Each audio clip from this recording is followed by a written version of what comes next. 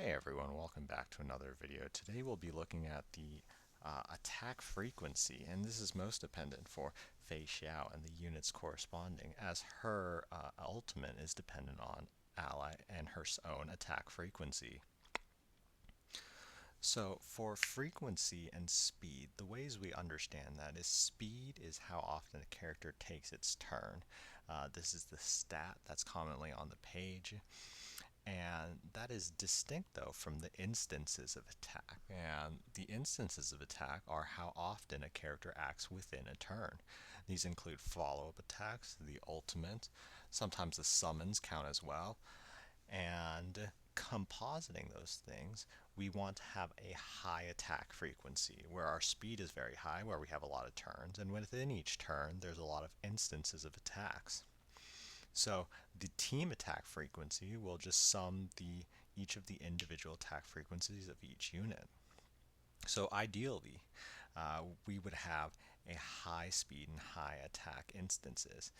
And if we need to compile to see how many attacks can happen, if we have a known attack frequency, we'll multiply by the AV, or the time duration, to get how many attacks come out within that period of time. Generally, though, we just want to ensure that we have the most speed and the most attack instances in order to get the most stacks for Feixiao. So counting attack instances, there are first the unit taking their turn. This could come off of their basic or skill, and that's pretty much defaulted to 1 when allies attack. A follow-up attack also counts as an attack instance as well. If a unit uses their ultimate, that will also count as 1. However, the ultimate generally does not come out every single turn. So we'll average that ultimate attack instance to across as many turns as it takes to do the ultimate. So if an ultimate comes across every other turn, we'll expect that the ultimate has an attack frequency of 1/2, half an instance per turn. If the unit is able to action advance themselves, that counts as +1 as well, because that is another opportunity for that unit to attack. So most of the time units, they will attack on their turn.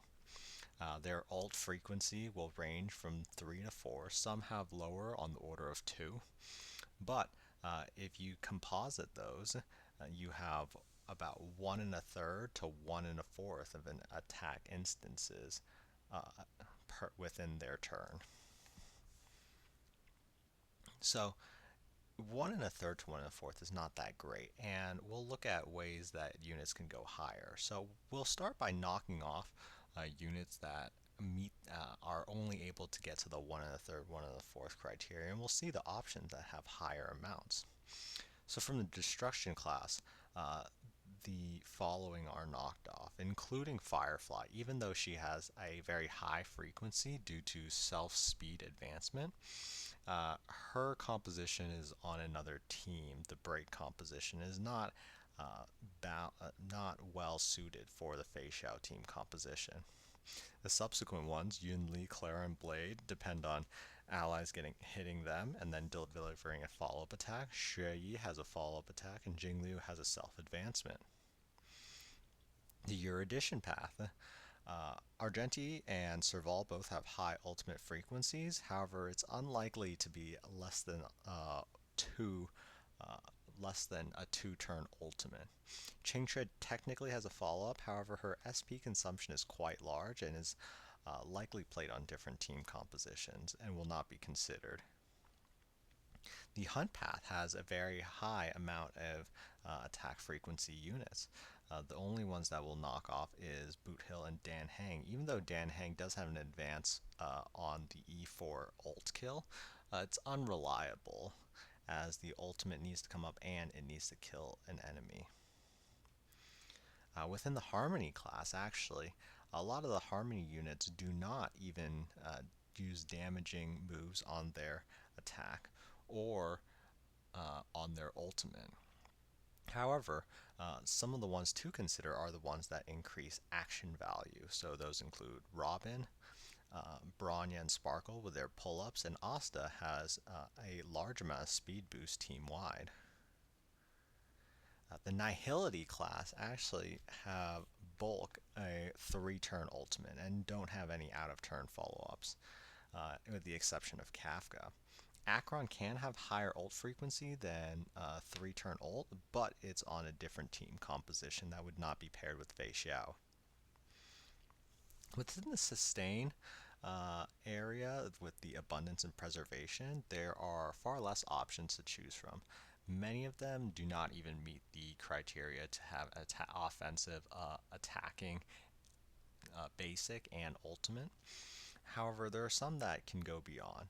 Uh, I could still imagine that these units are still put on the team. However, they'll be suboptimal as compared to the ones that are highlighted, which in the following table, Lingsha can have an attack frequency of about 2 with her basic attack, and the follow-up rabbit can act on the order of once per turn if we include pull-ups and the ultimate also allowing the rabbit to hit. The ult frequency is going to be on the order of 3 turn ults, giving an attack frequency of 2 1/3. Adventurine is also going to be around 2 attacks per turn, one with his basic and one with a chip fall. The chips come out vary depending on if the enemy attacks and if it's AoE or if you generate follow-up attacks, and as well as the ultimate generating chip stacks as well. Overall, I would grant it on the order of 1 chips fall per turn. His ult frequency is on the order of 3 to 4 turns, so he's matching a similar attack frequency as Lingsha. Gallagher has an offensive basic and an offensive ultimate. However, he gets a bonus because his ultimate grants him an additional turn. So his 1/3 chance actually becomes a 2/3 because his ultimate actually counts as 2 attack instances. Luocha is much more on the standard side with a basic attack on their turn and a damaging ultimate that happens every 3 to 4 turns depending on how the healings work out. March 7th, on the other hand, has a very high attack frequency, up to 3 with 3 follow-up attacks, and even more if you can consider that the basic does damage as well. Her ultimate attack frequency is on the order of every 3 turns, and she can have an attack frequency overall of 3 1/3. However, once we compare the SP rates, Adventuring, Gallagher, and Luocha are all positive, far in the land of +1, while March 7th is considerably negative and is expensive skill point wise. However, that is a risk and reward to using March 7th, the preservation March 7th, as your sustaining unit for a Feixiao team. With this, we have knocked off a lot of units, and we're now considering the ones that we have not ignored. So the ones that are justified to the left are ones that have readily calculatable, very strong, reliable approximations, while the ones justified to the right are much more heavily dependent on approximations and other contingent factors to the battle. So we'll take a look first and look at some of the predictable frequency attackers. Su Shang has a basic and ultimate that does pull herself up and is in the same class as Gallagher, with an ultimate that allows them to act immediately after. So she is in the 1 2/3. Yan Qing seems pretty standard with the basic, with the ability to do an attack on their turn and a 3-turn ultimate. However, there is a 60% chance of a follow-up. If we take 1 1/3 and multiply it by an additional 60% chance, he's on the order of above 2.1. This is contingent on his Soul Steel Sync being active and not getting hit, which comes with its own issues, but the potential is still there. Jing Yuan has a Lightning Lord, and that Lightning Lord is approximately able to hit on the order of every other turn, so he'll be granted an extra half an attack instance per turn at 1 1/5. Jing Liu has a 5-hit rotation, and one of those is an action advance when she goes into her transmigration state. So with a 4-turn ult and an extra advancement on hit, she is on the order of 1.5. Blade, he can have a follow-up on 5 damages to himself. So that includes him doing an attack using his skill. His ult can also reduce his HP, and if enemies attack him. So generally, I can expect that he loses HP on his turn, of course, uh, but the enemies attacking into him kind of varies. I'm going to grant that he can use this follow-up attack every other turn. That includes the taking damage from his basic attacks and about 1 or 2 attacks hitting him outside of turn, so that he is on the order of Jingyuan's frequency. Kafka actually has 2 attacks per turn, as her follow-up attacks is targeted whenever an ally uses a basic attack. In addition, with a 3-turn ultimate, she is on the order of 2 1/3. There is some additional energy gain that can be considered, but it's unlikely to reduce the ult frequency any better. Scylla seems to have a standard attack on their turn and 3-turn ultimate. However, if she gets a kill, she gets Resurgence, which is an extra attack. If she's granted a Resurgence every single time, the amount of her attack frequency goes up to on the order of 2 2/3. Dr. Ratio, on the team with debuffs, will be able to hit twice, one off the skill and immediately followed up by the chalk talent. His ult comes on every 3 turns. However, that ult actually comes with 2 extra attacks. So each ult comes with 3 attack instances. So amortizing that, you would have the ult on average contribute 1 attack in each of those 3 turns, giving him a total of 3 attacks per turn. Feixiao, the key in this, has 3 attacks per turn, being her skill, which is immediately followed by follow-up, and if an ally attacks, that is another follow-up, so that is 3.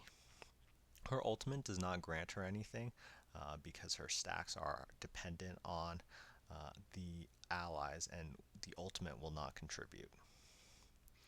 There are some that have enemy dependencies. So Jade gets follow-up on 8 units attack, and Jade herself hits some. That depends on the enemy amounts and who she's paired with.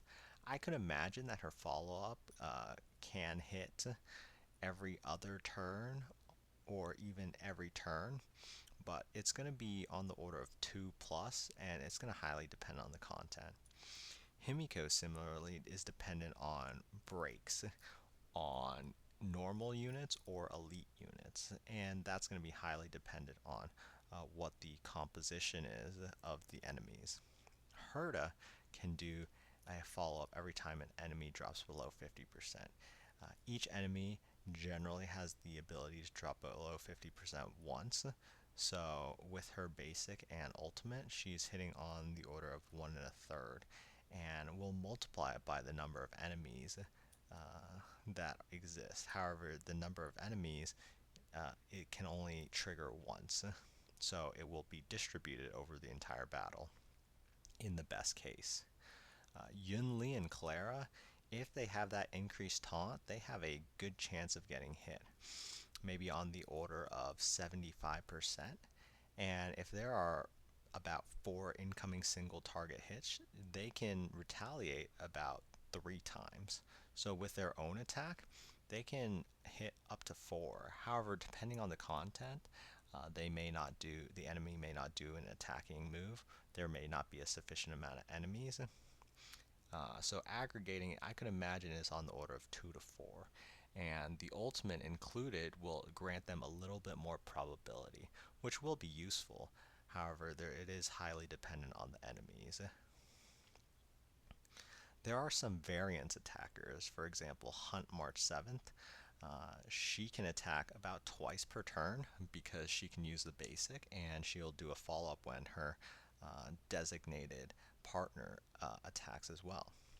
Her ult frequency comes on about every 3 turns. And one additional thing is if there are 7 instances of attack between herself and the ally, she gets her own advancement. I'm going to grant that it's going to happen on the order of every 2 turns that she gets this advancement. And I am doubtful that you will get the full 100% advancement. So there's more likely that your allies and March is hitting faster than 7 attacks per 2 turns. However, that 100% advancement is likely not going to be fully realized. So, granting that the enhanced basic will come on every other turn is reasonable. So, her attack frequency is on the order of 2 and 5, 6. Shui has the standard basic and 3-turn ultimate. However, she can grant a follow up if she gets 6 karma stacks. That is by reducing the toughness. Now, this is dependent on your allies, the number of enemies present, and it's not as confidently reliable depending on the weakness typing, as she is quantum herself. However, I can imagine that 1 follow up per turn is acceptable because off of her skill, she already can reduce 4, and her ultimate can reduce up to 4 as well. The other high variance attackers is someone like Mose. Mose actually has an incredibly high amount of attack instances. His skill counts, and within the 9 stacks, he has 3 of them, which will result in a follow up. Whenever he does use an ultimate, though, that counts as another follow up. So I'm going to grant that his ult happens about every 1.5 turns, and this can decrease depending on an energy rope or not. And with that, that last 2/3 is contributed from the ultimate. The distinction, though, is that Mose's turn is not very linear, as he's not as dependent on speed. It's mainly consistent of 8 ally attacks. 1 is subtracted because I'm granting that the ult provides an instance of his own attack, and 70% of Mose's speed.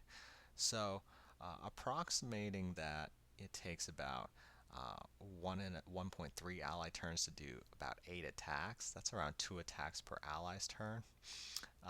This makes the calculation a little bit easier so that Mose's turn is about 2 ally turns. That is the time it takes for him to go into the prey state, prey departed state, and then re-enter the prey departed state is about 2 ally turns.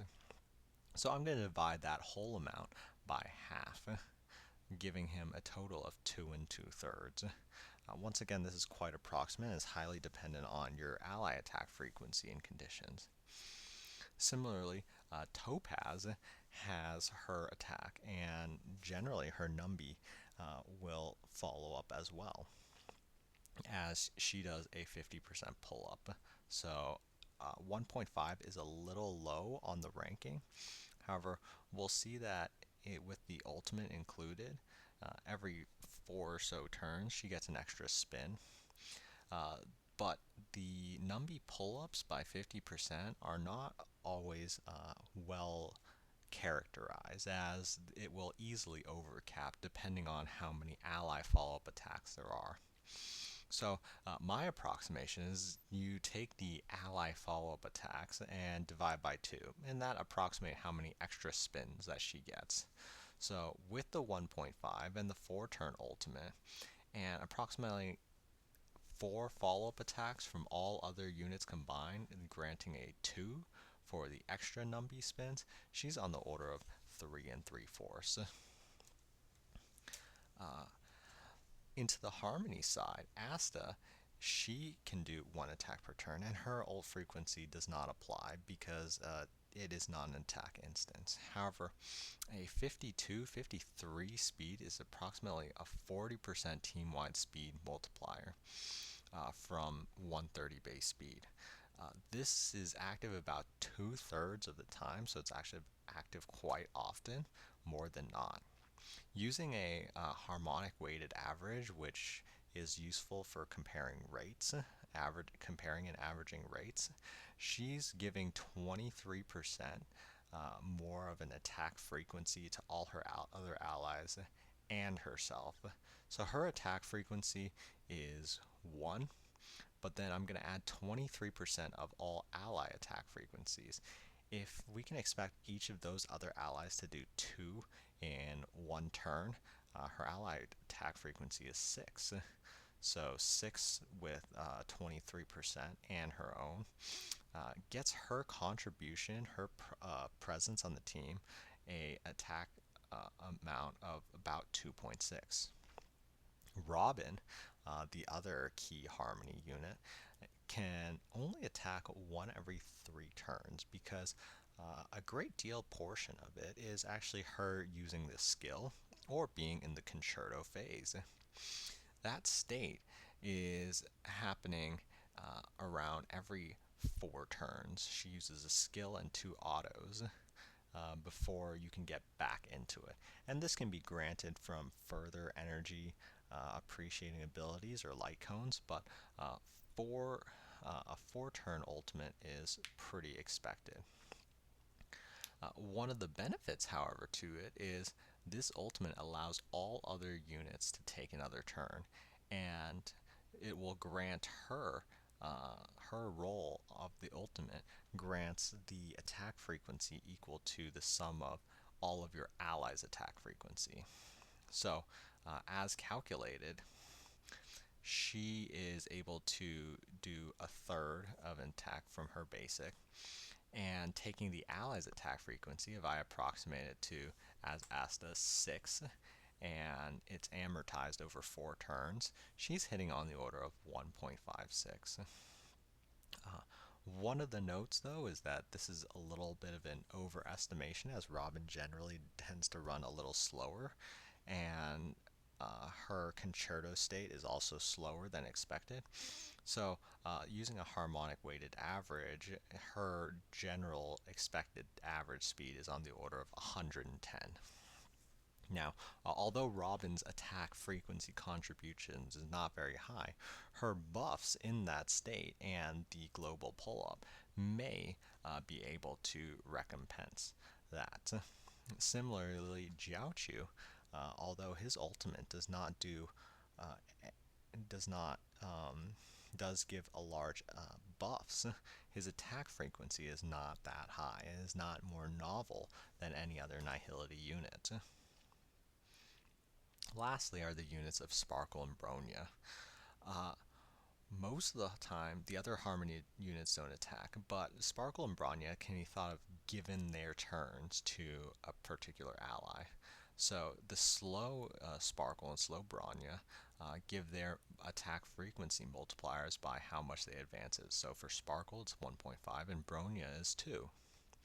So their marginal contribution, or by their presence on the team, their contribution is the target's attack frequency. So Bronya buffs a unit that has 3 attacks per instance. Her presence on the team will contribute an attack frequency of 3. It is skill point intensive though. Slow Sparkle will require will require the same SP usage, but her ultimate will bring it around, being SP positive. The target, however, will not have as high of an attack frequency at 1.5, and is generally not much better than any other unit in terms of attack frequency. So the final table is that things that have above 2 from the attacking side are Yanqing, Kafka, Seal, Doctor Ratio, and Feixiao. If you have counter enemy dependent units like Clara and Yunli, you can get on the order of 4 even, and something like Blade could be considered, as well as Herta, Himiko, and Jade. There are many ally dependent ones like the Hunt March, Shui, Mose, and Topaz that all give on the order of 2. And within the Harmony class, Asta and Bronya have high potentials to give attack frequency. Robin's attack frequency is considerably lower than the other ones. However, her buffs may make up for it. And lastly, from the Sustain class, The best ones are Adventuring and Lingsha, giving an attack frequency of above 2. March 7th has the highest one, however, as discussed, her SP usage is intense. Generally, I have knocked out several of them, namely Yanqing, Kafka, and Seal, as Kafka tends to be on DOT1. Seal is unreliable on getting a kill at every instance, and Yanqing has its own dependent problems on the Soul Seal Sing. Shuai similarly has issues with reliably getting that proc of follow-up attacks off. And finally, we resolve that maybe March 7th has a higher potential of generating frequency than Adventuring, and Asta has a higher potential than Robin. Thank you.